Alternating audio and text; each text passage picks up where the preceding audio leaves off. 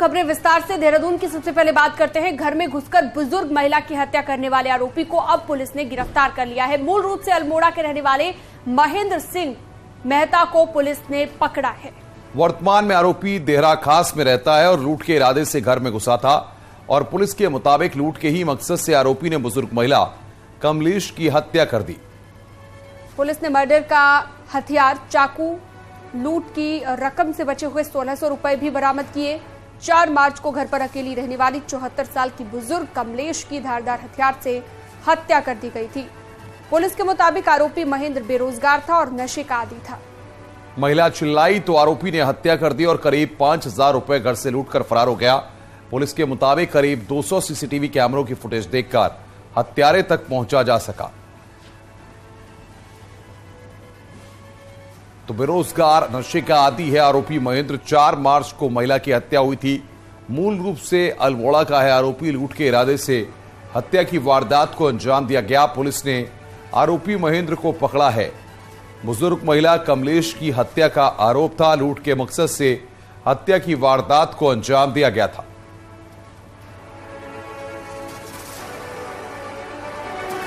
में एक पर्स पड़ा हुआ था। पर्स से उसने पैसा निकालने का प्रयास किया। इसी बात को लेकर के मृतका ने हल्ला किया और इसी दौरान उसका मुंह दबा करके उसने चाकू से गला रेत करके उसकी मर्डर कर दिया। घर को खंगाला गया। घर में से एक पर्स, उसमें कुछ सामान रखे हुए थे, वो ले गया और उसमें कुछ जो है जो रेजगारी होता है वो बरामद ले गया। लगभग 4 से 5 हजार रुपया उसे वहां से ले गया था। हरिद्वार के बहादुराबाद इंडस्ट्रियल एरिया में चल रही रबर फैक्ट्री में आग लग जाने से अफरा तफरी मच गई। फैक्ट्री में अचानक लगी आग से लाखों का सामान जलकर राख हो गया। आग इतनी भीषण थी कि आग की लपटें और धुएं का गुबार दूर तक नजर आया। आग लगने का कारण शॉर्ट सर्किट बताया गया है। हादसे की सूचना पाकर फायर ब्रिगेड की 3 गाड़ियां मौके पर पहुंची। करीब 2 घंटे की मशक्कत के बाद आग पर काबू पाया। आग लगने से कोई जनहानि नहीं हुई है। एपी रबर इंडस्ट्री के नाम की फैक्ट्री बिना फायर एनओसी के चल रही थी। बताया जा रहा है कि क्षेत्र में कई और फैक्ट्रियां नियमों को ताक पर रखकर चल रही हैं। ऐसे में फायर ब्रिगेड डिपार्टमेंट की लापरवाही लोगों की जान पर भारी पड़ रही है। तो ये एक्सक्लूसिव तस्वीरें इस वक्त आप देख रहे हैं। लाखों का सामान जलकर खाक हो गया। बिना फायर एनओसी के ये फैक्ट्री वहां पर संचालित की जा रही थी। अब सवाल यह है कि बहादुराबाद में जिस तरीके से रबर फैक्ट्री में आग लगी है, इसको लेकर के क्या एहतियातन कदम आगे उठाए जाते हैं और क्या कड़ी कार्रवाई इस पूरे मसले में देखने को मिलती है।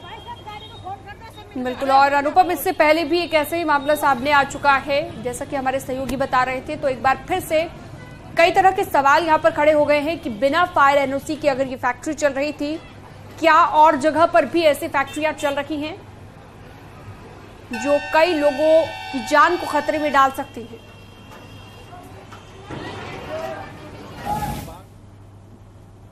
आगे बढ़ते हैं। उधम सिंह नगर में बाजपुर के पास केला खेड़ा में उस वक्त आग लग गई जब कार सवार 2 युवक बाजपुर से गदरपुर अपने घर जा रहे थे।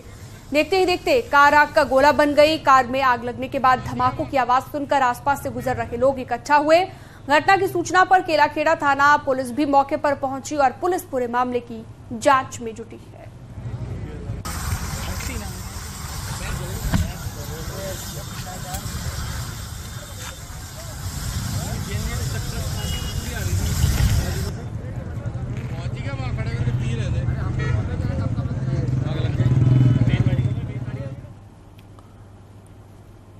जसपुर में जीएसटी की टीम ने आज एक बार फिर कई जगहों पर छापेमारी की है। छापेमारी से इलाके में व्यापारियों में अफरा तफरी मच गई। कुछ दिन पहले भी जसपुर में टैक्स चोरी को लेकर जीएसटी की टीम ने छापेमारी की थी। इसमें शहर में कई जगह एक साथ टीम बनाकर छापे मारे गए थे। आज फिर से जीएसटी का छापा पड़ा। अधिकारियों के मुताबिक जसपुर में टैक्स चोरी का बड़ा घोटाला हुआ है और ऐसे ही छापा कुछ दिन पहले भी पड़ा था।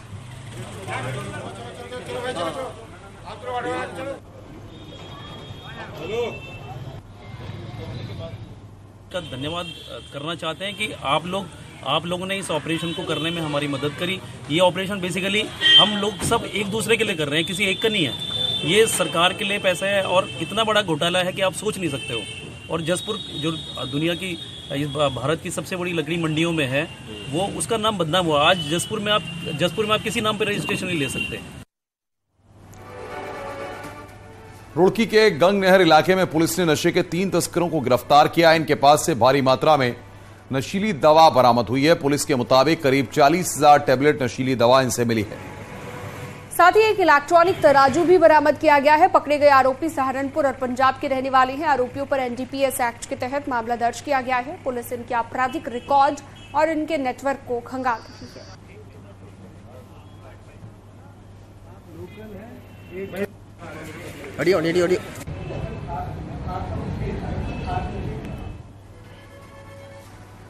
नैनीताल के फ्लैट्स मैदान में लगे झंडे को लेकर विवाद हुआ था, लेकिन आज श्री राम सेवा सेना ने इस झंडे के नीचे हनुमान चालीसा का पाठ किया और भंडारा किया।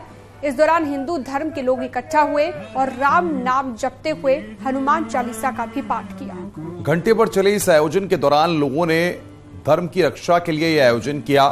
इस दौरान भक्तों ने कहा कि झंडे के सम्मान और धर्म के लिए आस्था बढ़ाने के लिए आयोजन किया गया है। आपको बता दें कि इसी झंडे को लेकर यूट्यूबर ने सरकारी संपत्ति पर लगाने को लेकर सवाल उठाए थे।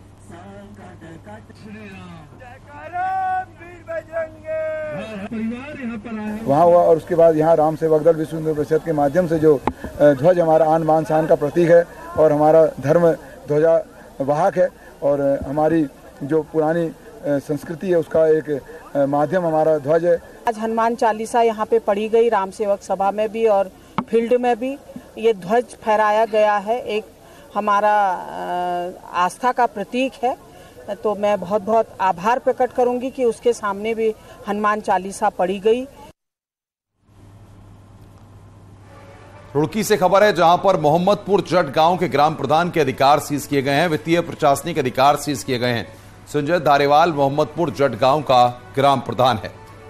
वहीं पटवारी भर्ती घपले का संजय धारीवाल आरोपी है, जो कि फरार चल रहा है। इसके साथ ही संजय धारीवाल 50,000 का इनामी भी है, जिसके बाद अब संजय धारीवाल के अधिकार सीज कर दिए गए हैं।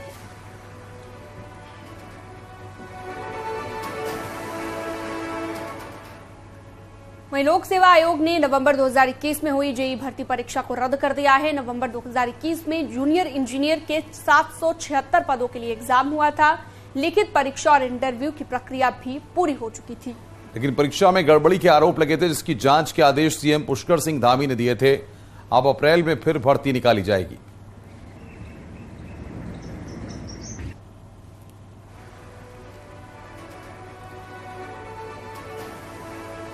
बड़ी खबर आ रही है, सीएम पुष्कर सिंह धामी दिल्ली से देहरादून के लिए रवाना हो गए हैं। दिल्ली में आज सीएम धामी ने बीजेपी के राष्ट्रीय अध्यक्ष जेपी नड्डा से मुलाकात की। सीएम धामी ने जेपी नड्डा के साथ शिष्टाचार मुलाकात की है। अप्रैल में शुरू होने वाली चारधाम यात्रा के लिए धामी ने जेपी नड्डा को आमंत्रित भी किया।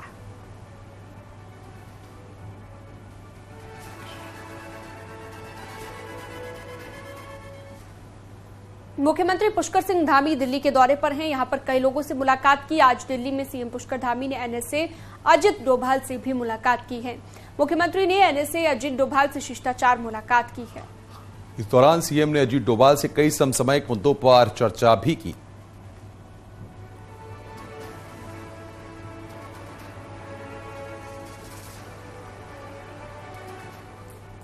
सोमवार से धामी सरकार का बजट सत्र गैरसैंण में शुरू होगा।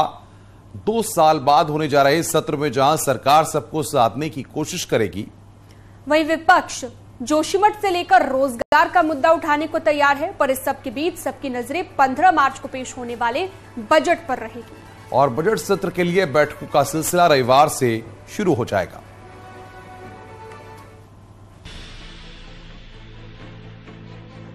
मुख्यमंत्री पुष्कर सिंह धामी की अगुवाई में गैरसैंण में पहला विधानसभा सत्र सोमवार से शुरू होगा। 13 मार्च को बजट सत्र की शुरुआत होगी, जो 18 मार्च तक चलेगा। वहीं 15 मार्च को साल 2023-24 का बजट सदन में रखा जाएगा। बजट में धामी सरकार इस बार महिला, युवा और रोजगार पर खास फोकस कर सकती है, ताकि काम के साथ जनता का भरोसा जीता जा सके। वहीं ठीक 1 साल बाद लोकसभा चुनाव का दबाव भी है। वहीं कांग्रेस हो या बहुजन समाज पार्टी सरकार को घेरने के मुद्दे गिना रहे हैं और 19 विधायकों वाली कांग्रेस का फोकस रोजगार, पेपर लीक, जोशीमठ और कानून व्यवस्था पर रहने वाला है। जोशीमठ का मुद्दा बेरोजगारी, महंगाई, विकास के कार्य, अर्थव्यवस्था, कानून व्यवस्था, ये ऐसे मुद्दे हैं जो पूरे प्रदेश को प्रभावित करने का काम करते हैं। तो इन मुद्दों को प्राथमिकता के साथ साथ जो अन्य मुद्दे हैं उनको उठाने का काम आप करेंगे। और हर दिन एक नया मुद्दा लेकर के आएंगे। सरकार को घेरने का काम सदन के अंदर किया जाएगा और जो नियमावली है उसके अंतर्गत। मुख्यमंत्री पुष्कर सिंह धामी के दूसरे कार्यकाल का 1 साल 23 मार्च को पूरा हो रहा है और 1 साल में भर्ती परीक्षाओं में गड़बड़ी की जांच से लेकर जोशीमठ आपदा तक, चारधाम यात्रा से लेकर लोक सेवा आयोग हरिद्वार तक सरकार ने सुधार की कोशिश की तो विपक्ष ने इन्हीं मुद्दों को लेकर सरकार पर वार किया। संसदीय कार्य मंत्री प्रेमचंद अग्रवाल का कहना है कि विपक्ष के मुद्दों और सवालों का जवाब सदन में दिया जाएगा। महत्वपूर्ण सत्र है और इसमें आप जानते हैं कि विधानसभा के अंदर बजट तो आएगा ही आएगा, अनेक मुद्दे रहते हैं, उठाएं। हम लोग तो सरकार पूरी तरह से उनकी हर बात को जवाब देने को तैयार।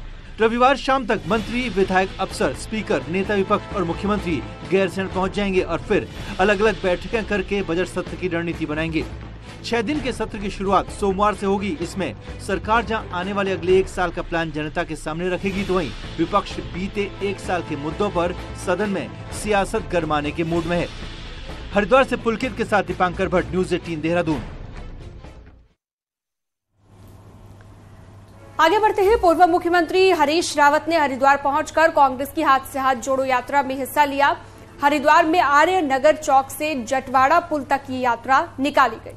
वहीं हाथ से हाथ जोड़ो यात्रा में बड़ी संख्या में स्थानीय कांग्रेसी नेता और कार्यकर्ता शामिल हुए।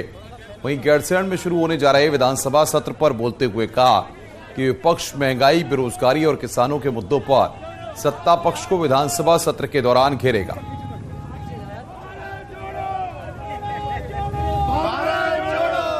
गन्ना किसानों के साथ धोखा किया है।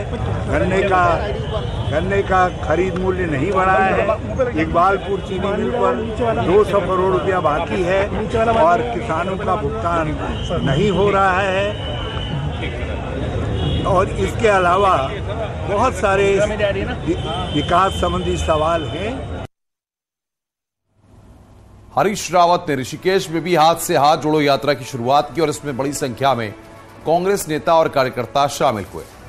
हरीश रावत ने कहा कि 2024 लोकसभा चुनाव और निकाय चुनाव के लिए कांग्रेस पूरी ताकत से जुट गई है। 5 लोकसभा सीटों पर कांग्रेस को जीत हासिल होगी।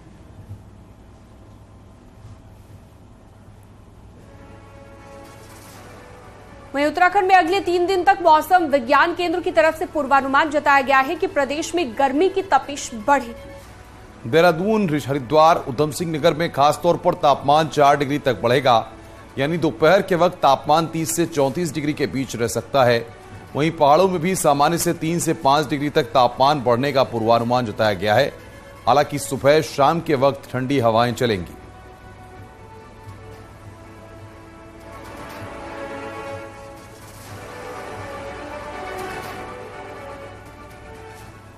उत्तराखंड में मौसम में आए बदलाव ने लोगों की सेहत पर खासा असर डाला है। सरकारी अस्पतालों की हालत यह है कि वायरल के मरीजों की संख्या बढ़ गई है। होली के बाद देहरादून समेत उत्तराखंड के तमाम हिस्सों में वायरल फ्लू का प्रकोप दिख रहा है। अस्पतालों में मरीजों की भीड़ बढ़ रही है और शिकायत सबकी एक ही है, सर्दी, जुकाम, खांसी और लूज मोशन के साथ बुखार। डॉक्टर्स का मानना है कि ये अचानक हो रहे मौसम में बदलाव की वजह से है। पिछले 1 हफ्ते में ऐसे मरीजों की संख्या 40% बढ़ गई है, जबकि मौसम विभाग का कहना है कि मार्च में रिकॉर्ड गर्मी हो रही है और अगले हफ्ते में भी गर्मी बढ़ने के ही आसार है।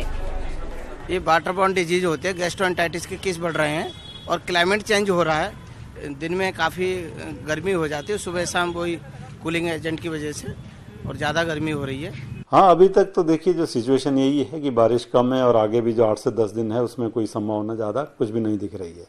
तो बिल्कुल इस दौरान तो तापमान बढ़ेंगे। जहाँ तक क्लाइमेट चेंज या इस तरह की जो चीज़ों का है, तो ये तो जो पेपर्स हैं या इसमें रिसर्च है तो ये दिखाता है कि जो विंटर रेन्स है या स्नोफॉल है उसमें कमी तो है ही है। मौसम का बदलाव लोगों की सेहत पर भारी असर डाल रहा है।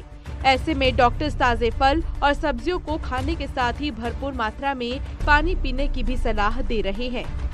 न्यूज़ 18 के लिए देहरादून से भारती सकलानी की रिपोर्ट। केदारनाथ धाम में एक तरफ जहां बर्फ हटाने का काम तेजी से चल रहा है, वहीं यहां पर अब घोड़े खच्चरों से सामान ढुलाई भी शुरू हो गई है। फिलहाल केदारनाथ धाम में अभी पूरी तरह बर्फ साफ नहीं हो पाई है, अभी इसमें काफी दिन लगेंगे। वहीं बर्फ साफ होने के बाद बिजली, पानी, टेलीफोन समेत सभी व्यवस्थाएं जुटाई जाएंगी। इसके लिए घोड़े खच्चरों से सामान ढुलान किया जा रहा है।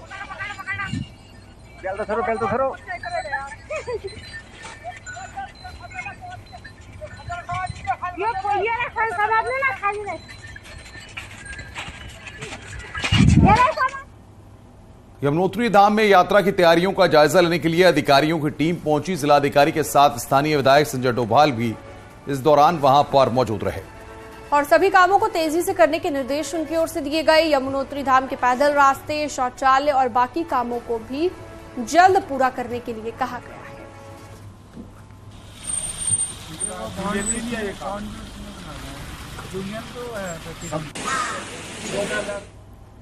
टिहरी के घनसाली क्षेत्र में लगातार जंगलों में आग लगने की घटनाएं बढ़ रही हैं। घनसाली के बालगंगा रेंज के बासर, आरगढ़ और भिलंगना रेंज की पट्टी के कई जंगल धधक रहे हैं, जिससे वन संपदा को भारी नुकसान हो रहा है। वहीं स्थानीय निवासी वन विभाग पर लापरवाही का आरोप लगा रहे हैं। हालांकि वन विभाग का कहना है कि कर्मचारी आग बुझाने का काम कर रहे हैं। यहाँ से 10-15 किलोमीटर आगे पुखार जुनाना की तरफ जंगल धू धू के जल रहे हैं। ये कहीं न कहीं जनमानस की और फॉरेस्ट की बहुत घोर लापरवाही के कारण इस तरह का कहर जंगलों पर ढाया जा रहा है। श्रमिकों को रख के प्रत्येक पुलिस स्टेशन में 10-10 श्रमिक हमारे मौजूद हैं। जहां पे आग की घटनाएं लग रही हैं, प्राथमिकता के आधार पर स्टाफ पहुंचकर उनको बुझाने का काम कर रहा है। और आइए अब आपको मिलवाते हैं 41 साल की महिला बॉडी बिल्डर से, जिन्होंने मिस इंडिया सीनियर प्रतियोगिता में गोल्ड मेडल जीता है और मेडल जीतकर सूबे का नाम, प्रदेश का नाम, देश का नाम रोशन किया है।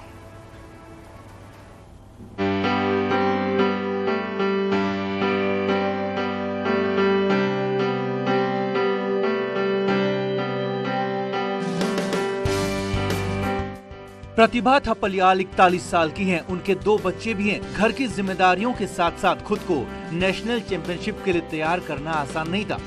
कई बार फाइनेंशियल दिक्कतें भी आई, लेकिन उन्होंने हार नहीं मानी। प्रतिभा पौड़ी गढ़वाल की रहने वाली है। उन्होंने मध्य प्रदेश के रतलाम में हुई 13वीं नेशनल सीनियर महिला बॉडी बिल्डिंग चैंपियनशिप में गोल्ड मेडल जीता है। प्रतिभा ने पहली बार इस चैंपियनशिप में हिस्सा लिया और गोल्ड जीतकर राज्य का नाम रोशन किया है। कि एक चीज ठान ली और उसके लिए कठिन परिश्रम, बहुत सारी चीजें त्यागनी होती हैं। डेडिकेशन चाहिए, डिसिप्लिन चाहिए, आपका वर्कआउट। मैं जब वर्कआउट करती हूँ तो मेरा वर्कआउट ही प्रिपरेशन के टाइम पे 3.5 घंटा सुबह, 3.5 घंटे शाम को। बाकी डाइट बहुत स्ट्रिक्ट होती है। पिछले साल पहली बार प्रतिभा ने बॉडी बिल्डिंग प्रतियोगिता में भी हिस्सा लिया था, जिसमें 4था नंबर हासिल किया। प्रतिभा के मुताबिक वो शुरुआत में बॉडी बिल्डिंग के कपड़ों को लेकर सहज नहीं थी, लेकिन घर परिवार और पति का खूब साथ मिला। अब हर रोज प्रतिभा 7 घंटे जिम में बिताती हैं और परिवार का भी पूरा ध्यान रखती हैं। कॉस्ट्यूम थोड़ा सा डिफरेंट है, इसमें बिकनी पहननी पड़ती है स्टेज में, लेकिन सर वो तो एक स्पोर्ट्स की मांग है, वो उसका कॉस्ट्यूम है। और मैं आपको सच बताऊं तो जब एक लेडी परफॉर्म करती है बॉडी बिल्डिंग के क्षेत्र में, तो उसको सब अच्छी नजर से देखते हैं, उसके मसल काउंट होते हैं और उधर देखने वाले भी इस बात को अप्रिशिएट करते हैं। बॉडी बिल्डिंग में महिलाओं को भेजने से आम लोग हिचकते हैं, लेकिन प्रतिभा की कहानी प्रेरणा देती है कि मेहनत और जुनून के दम पर कुछ भी हासिल किया जा सकता है। देहरादून से न्यूज़ 18 के लिए सत्येंद्र बर्तवाल की रिपोर्ट।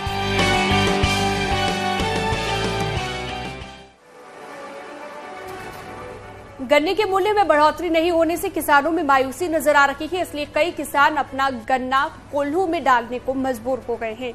और किसानों का कहना है कि महंगाई के दौर में किसान अपनी मेहनत की कमाई के लिए दर दर भटक रहा है। किसानों ने कहा है कि गन्ने का मूल्य कम से कम 15 से 20 रुपए प्रति क्विंटल बढ़ना चाहिए था, ताकि किसानों को कुछ फायदा मिल सके।